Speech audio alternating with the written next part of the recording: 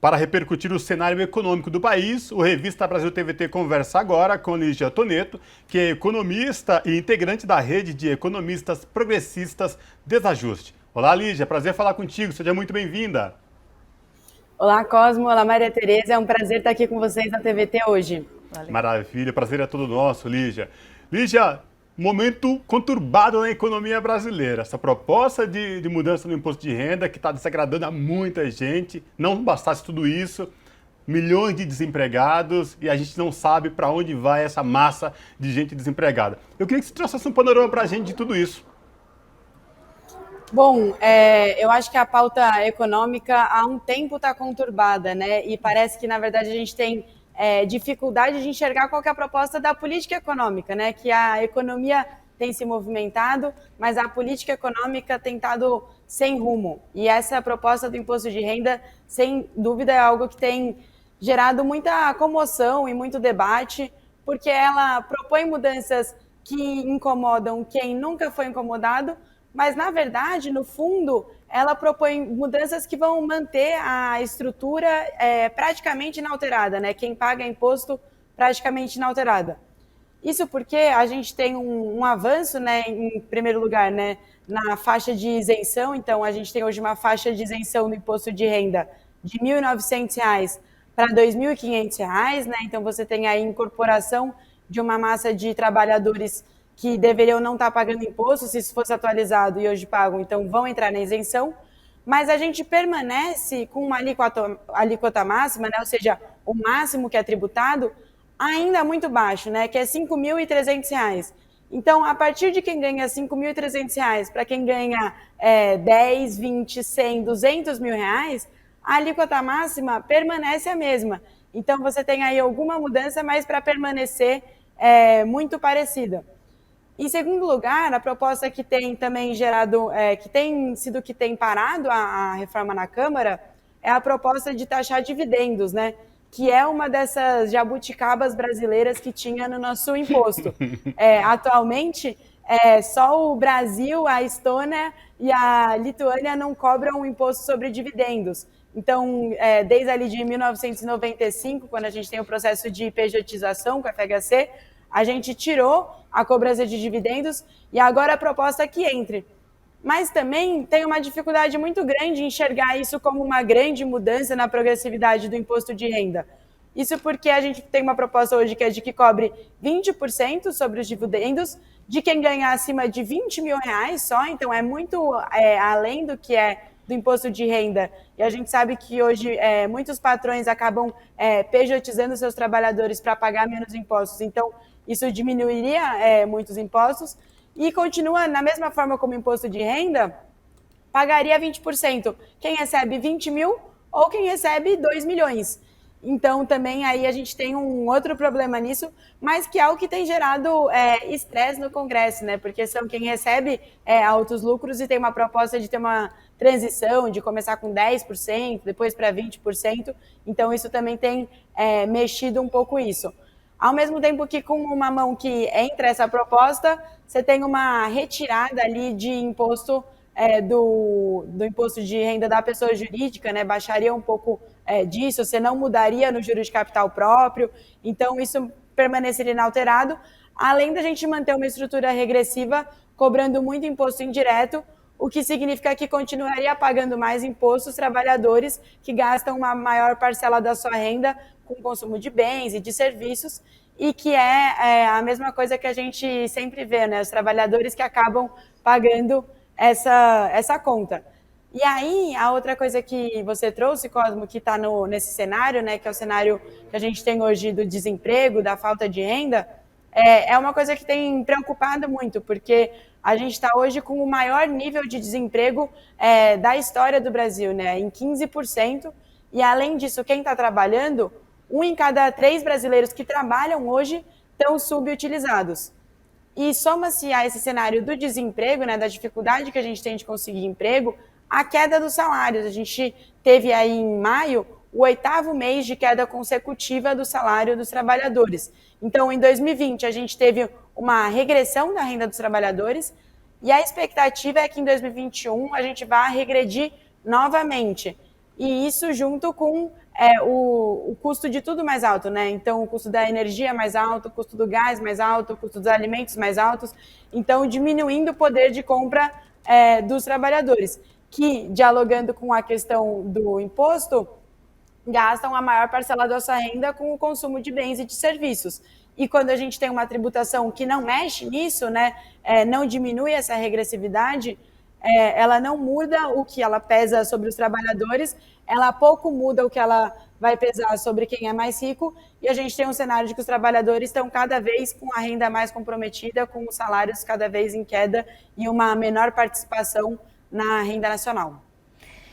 Lígia, nossa, quanta coisa, né, que dá pra gente ir pegando, mas acho que seria interessante a gente perder um tempinho nessa história do quanto a renda, a geração de renda gira a economia. Porque as pessoas acham que uma coisa não tem nada a ver com a outra, quando na verdade o que a gente está falando é de uma reação. Não é nem uma reação em cadeia, né? Mas é de uma engrenagem, eu vejo dessa forma, pelo menos. E aí a gente tem exatamente a questão dos bens e serviços estarem muito caros. Ao mesmo tempo, os salários cada vez menores e a própria precarização do emprego. E aí essa conta não fecha. Como resolver isso no curto prazo? Exatamente, Maria Tereza. A gente tem um problema que é, quando a gente olha, por exemplo, para a projeção que a gente tem para o PIB hoje, né? A gente tem para 2021 uma projeção do PIB chegar em 5% de crescimento. Mas em 2022, a gente já tem novamente a projeção de um PIB de 2%. E isso está muito ligado a esse fato que você colocou de que a renda, ela gira na economia, né? Então, a gente... quando a gente tem os trabalhadores desempregados, quando a gente tem a renda caindo, é impossível que a gente tenha uma reação mais consistente da economia. E mesmo esse 5%, é importante a gente fazer uma ressalva de que ele tem um efeito muito grande, em primeiro lugar, de carregamento, né? Que é quando a gente fala que se a economia ficasse parada, ela já cresceria, porque a gente caiu 4,8% em 2020. Então, se não acontecesse nada na economia em 2021, seguisse o patamar de dezembro de 2020, a gente já cresceria 3,6%. Então, esse 5% ele não quer dizer muita coisa.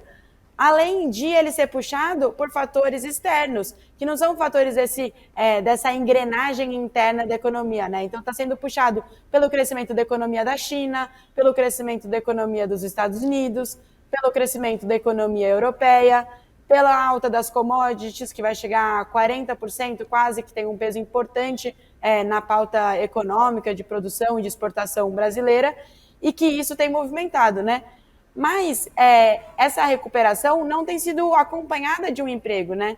Então tem sido muito falado em muitos veículos, muitos economistas, de que a sensação térmica da economia hoje não é a sensação do PIB, porque essa possibilidade de crescimento que a gente pode ter, ela não é uma possibilidade que está sendo sentida pela maioria das pessoas, ela está sentida por alguns empresários que estão tendo um aumento do seu lucro, estão tendo um aumento da produção, ou alguns segmentos muito pontuais e focalizados, como, por exemplo, o setor tecnológico e tal. Mas a grande maioria dos trabalhadores hoje enfrenta uma dificuldade muito grande para conseguir consumir. Ano passado, a gente teve o auxílio emergencial, que foi muito importante para garantir que as famílias conseguissem continuar se alimentando. Com o fim do auxílio emergencial, a gente chega hoje à trágica marca de metade da população brasileira que passou fome nesse último ano, né? São 120 milhões de brasileiros que passaram por alguma situação de insegurança alimentar. E isso agrava a necessidade que a gente tem de políticas para reativarem a economia, né? De políticas que consigam transferir renda para a população mais pobre conseguir consumir. Porque quando a população consome, a gente consegue aumentar a margem do varejo, aumentar a atividade dos serviços e gerar empregos a partir disso.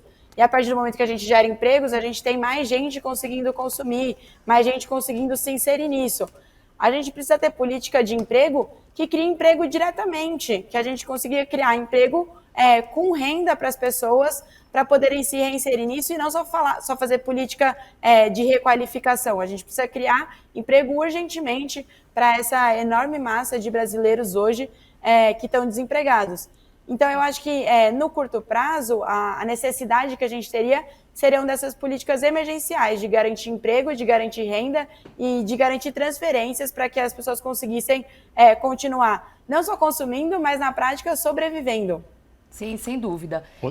Pode ir, Cosmo. Lídia, e somando-se a tudo isso, a inflação alta que não para de crescer. Como que fica nesse cenário os trabalhadores, né, que tendem a perder ainda mais quando a gente tem um cenário de inflação alta? Eu queria que você explicasse para a gente como que fica essa questão. A inflação, sem dúvida, é uma coisa que tem preocupado muito, né? Porque, inclusive, a inflação que a gente tem observado hoje, ela é principalmente nos itens de consumo que pesam mais na cesta das famílias de mais baixa renda. Então, os alimentos, né, que tiveram uma alta expressiva, o arroz aí subindo mais de 50%, o feijão mais de 20% nesse último ano. O botijão de gás também, que subiu muito, mais de quase 20%. E o preço da energia elétrica, que não para de subir por conta da crise hídrica que a gente tem enfrentado, com ausência de política, né, do governo para melhorar isso. Inclusive, o que poderia fazer para piorar, como o fim do horário de verão, o Bolsonaro fez também. Então, isso tem pesado muito na cesta de consumo das famílias mais pobres e reduzido o poder de compra que tem. A gente tem, por exemplo, a cesta básica subindo em todas as capitais e isso gera uma dificuldade muito grande. Além disso, tem um problema adicional da inflação hoje, que é que ela tem motivado, né, essa decisão do Copom, que é o Comitê de Política Econômica, que decide, do Banco Central, que decide a taxa de juros, de subir a taxa de juros. Mas a gente tem enfrentado uma alta da taxa de juros num momento que as famílias estão muito endividadas. Então, hoje, 7 em cada 10 brasileiros está endividado e está precisando rolar essas dívidas em juros cada vez mais altos, o que tem gerado com que cada vez mais famílias sejam inadimplentes. E isso agrava o quadro de recuperação também, porque mesmo que a gente tenha uma recuperação, sem que as famílias tenham renda, elas não conseguem nem pagar as dívidas que elas têm antes, como que elas vão conseguir assumir novos compromissos de consumo, novos compromissos de pagamento. Então, a inflação ela tem um problema presente, direto, imediato, que é na alta dos preços, que corrói o poder de compra, mas ela também tem um efeito perverso, que é a alta da taxa de juros, que compromete também a renda das famílias.